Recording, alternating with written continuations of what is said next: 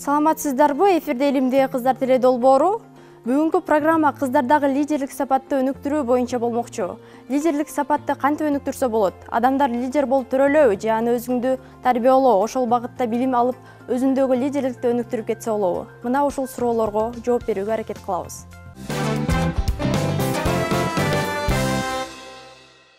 Эсиңиздерге сала кетсем, Илимдеги кыздар долбооруна өлкө боюнча 500дөн ашык кыз теңдеш тренер болуп тандалып алынып, учурда өздөрүнүн мектебиндеги тең курактуу окуучуларга тренингтерди өтүшүүдө. Ал эми аларды окутуу үчүн 100дөн ашык бизнес чөйрөсүндө илим тармагында ийгилик жараткан айымдар ментор болуп, кыздарга өздөрүнүн тажрыйбасы менен бөлүшүп, кесип тандоо, лидерлик сапатты деги эле бардык жагынан өнүктүрүүгө салымдарын кошуп келишүүдө. Мындай менторлордун бири Назгүл Жаныбаева.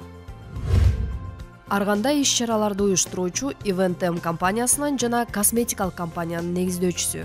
Учурда эки компаниянын тең ийгиликтүү жетектеп келе жаткан жеке ишкер. Илимдеги кыздар долбоорунун ментору. Ну, конечно, не каждый же должен. Албетте, лидер болуп адам төрөлөт болушу керек. Бирок туура тарбиялоо менен лидерлик сапатты аныктап өнүктүрсө болот деп эсептейм.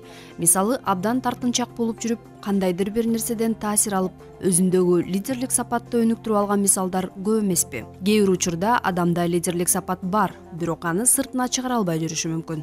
Мына ошол нерсени аныктап чыгарыш үчүн ар бир адам өзүнүн үстүнөн иштөөсү керек. Мындан тышкары, азыр лидерликти өнүктүрүүчү бизнес курстар абдан көп. Албетте, алар дагы жакшы жардам берет. Анан сөзсүз мугалимдер жана үйдөгү тарбияда лидер болууга тоскоол болбошу керек. Илимдеги кыздар долбоору ага катышып жаткан кыздарды өнүктүрүүгө чоң салымын кошуп жатат. Назгүл Жаныбаевага долбоордун алкагында 7 кыз бөлүнгөн. Ал ар бир кыздын өзүнүн өзгөчөлүгү бар экендигин, кээ бирлеринин ички дүйнөсүндө көйгөйлөрү да болгонун белгилейт. При первой же встрече мы просидели ровно 4 часа. Кыздар менен биринчи эле жолу жолукканда 4 саат отурдук.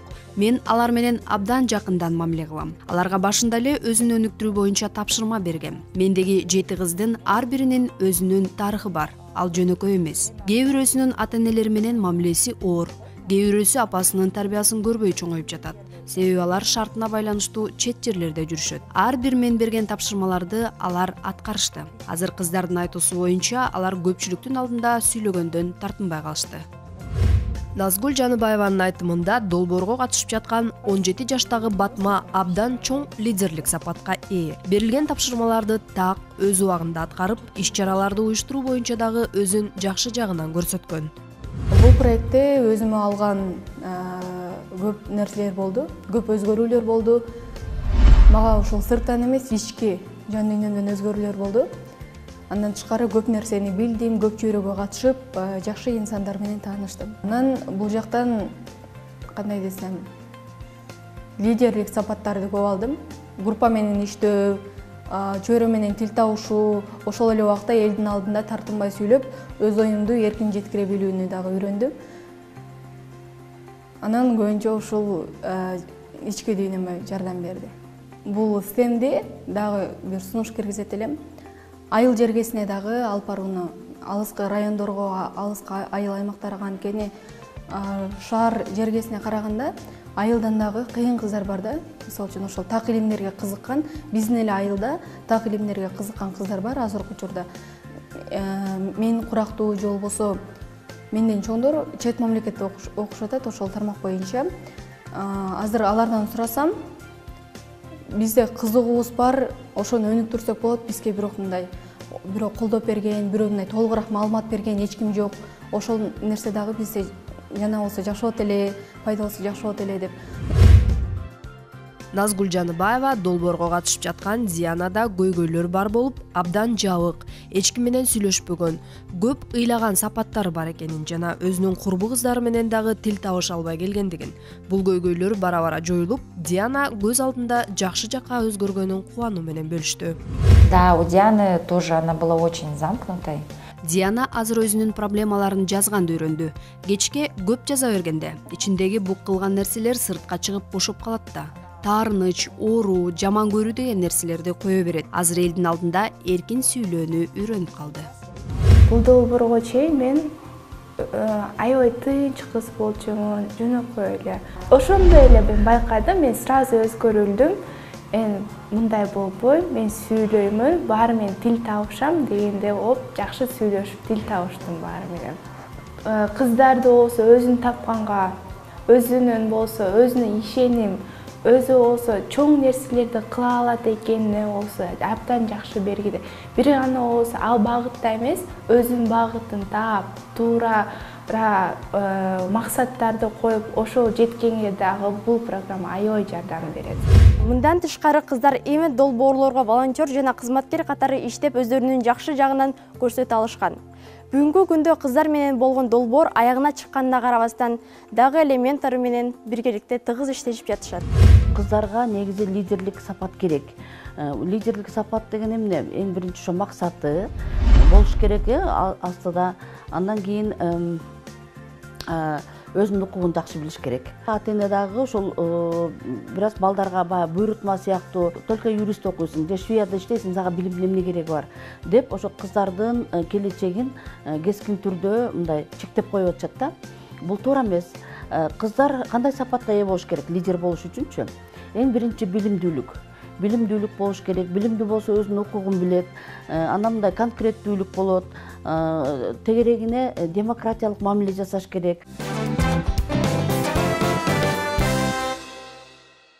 78 гимназия мектебинин 9 классынын окуучусу Айзат Акматова долбоорго катышканына 2 жыл болгон. Учурда ал өзү окуган мектептин президенти болуп калышында дагы өткөрүлгөн тренингтердин салымы өтө чоң экендигин, деги эле адамдар менен мамиле куруу, лидерлик сапатты өнүктүрүү боюнча чоң жетишкендиктерге жеткенин айтат. Бул проектте тренингке катышкандан кийин бул көптөгөн жаңы нерселерди үйрөнөбүз. Кантип адамдар менен туура мамиледе болуу, же болбосо достору менен кандай мамиледе болуу, жаңы лидерлик навыктарды, жөндөмдөрдү үйрөтөт. Жана балким ошол президент болгоныма ошол тренингдер дагы түрткү болгондур. Жана ушул тренингке кыздар илимде долбооруна биздин школдон дагы бир 20 чактуу окуучу катышат. Жана алардын бардыгы ушундай көз караштары стереотипсиз жана ушундай үстөмдүк кылбай ошол башка окуучулардан дагы өзгөчөлөнүп, лидерлик жөндөмдөрү бар окуучулар. Анткени ушул тренингге баргандан кийин алар дагы үйрөнүп, алар дагы ушундай парламенттин мүчөсүнө кирип катышып жүрүшөт.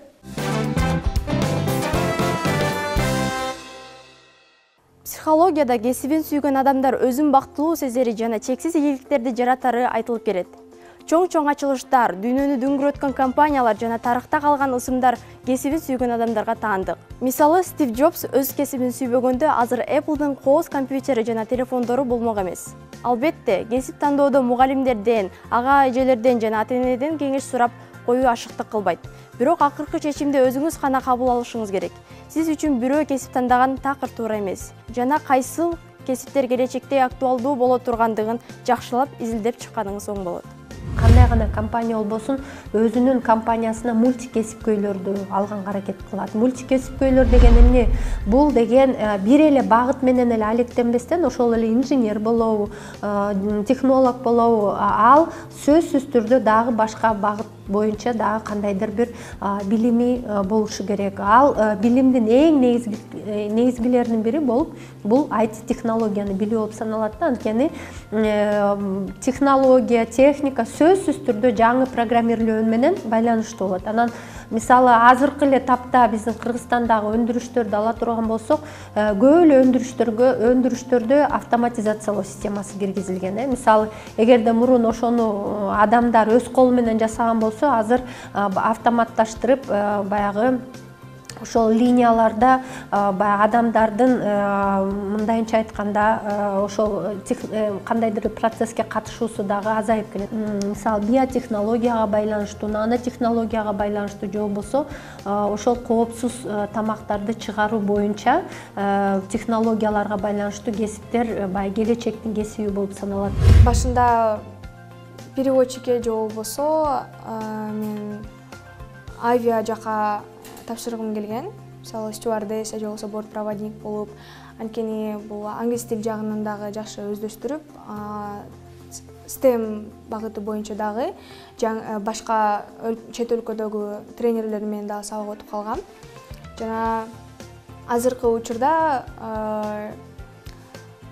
архитектура жака жана инженер жака багыт алып жатам.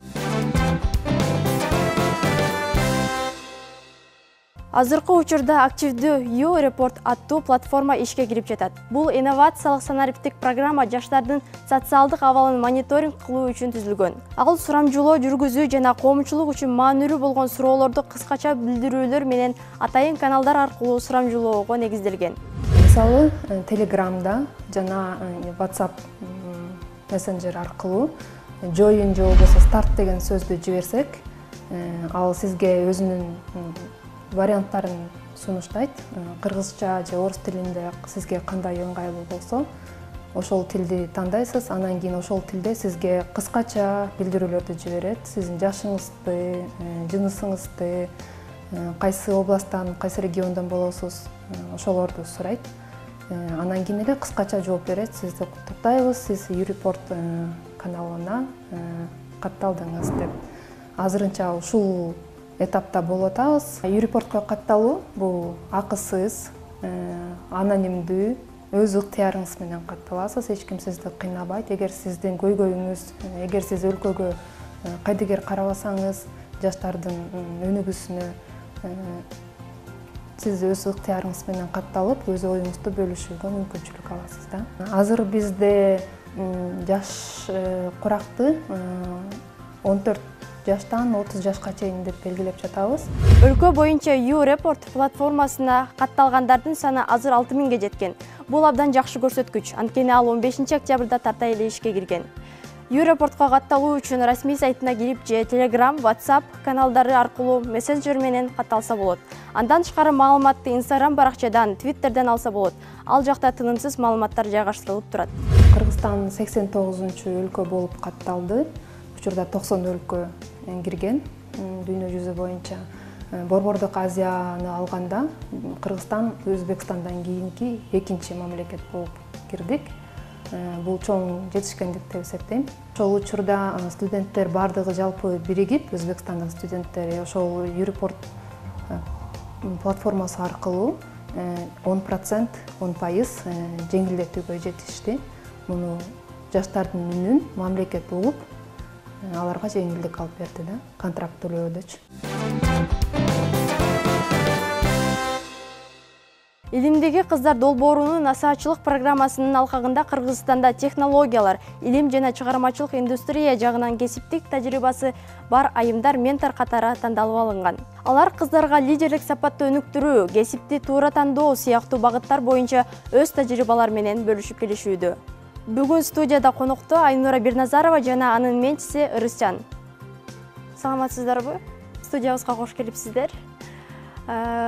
Сиз ушул долбоорго кантип ментор болуп калдыңыз жана ушул азыр сабак өтүп жатканда кандай тажрыйба алмашуулар болуп жатат, ошол жөнүндө келиңизди айта кетсеңиз. Саламатсыздарбы? Менин бул долбоорго келип калуумдун себеби мен ушул 2020-жылы соц тармактардан эле окуп калдым. Роза Отунбаеванын инициативалары фондунда мындайча айтканда конкурс болуп жатыптыр, ошо менторлукка конкурс жарыяланып жатыптыр да. Ар кандай критерийлер бар экен. Анан мен ал жака запрос жибердим. Анан кийин менин мындайча айтканда кандидатурам кабыл алынып, анан мени чакырышкан проектке. Мен макулдугумду берип, ошол 2020-жылдан бери иштеп келе жатам. Андан бери биз биринчи потоктун кыздарын уже чыгардык. Алар уже ал биринчи поток уже бүттү да. Эми жакында ушул ноябрдан баштап экинчи поток башталды. Ага дагы мени кайрадан чакырышты, кайра дагы ментор болуп берүүмдү суранышкан. Анан мен албетте макул болдум.